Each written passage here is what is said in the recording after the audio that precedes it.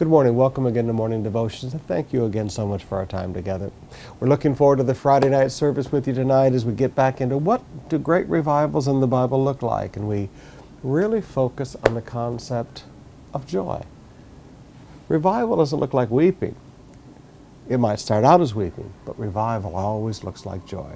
Right now, let's get over in our reading to Matthew chapter 21, and let me talk to you about collection for a minute. Now, I know this sounds like a business lecture, but I want you to think with me for a moment. Every one of us has to collect things. We sell a cell phone to a friend, and we have 3 gives. We are buying and selling in the marketplace. Every one of us has, at some point or another, has to learn how to collect.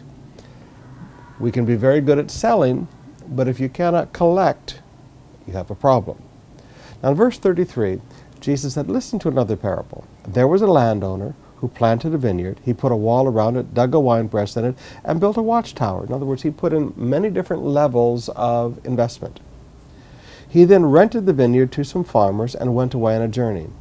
When the harvest time approached, he sent his servants to the tenants to collect his fruit. Now notice, he did not send the collectors after the harvest had already come in. He sent it as the harvest approached.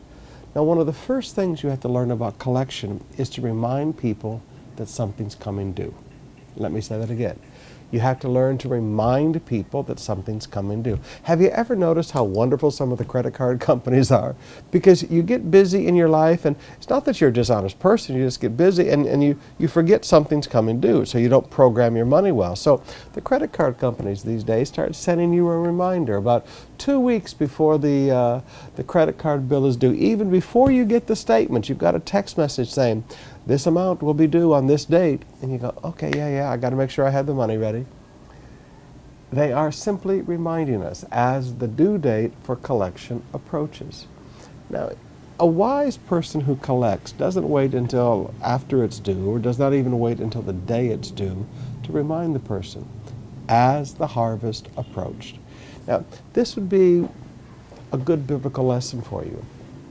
If you have a friend who owes you some money, maybe send them a text, maybe not a phone call, but maybe just a text 3 or 4 days before something is due, or a week before something is due, and just say, looking forward to seeing you, I'll be cashing the check, I'll need the check on this date, or just a little sweet, cautious reminder so that people remember, people program the money, it keeps the cash flowing properly.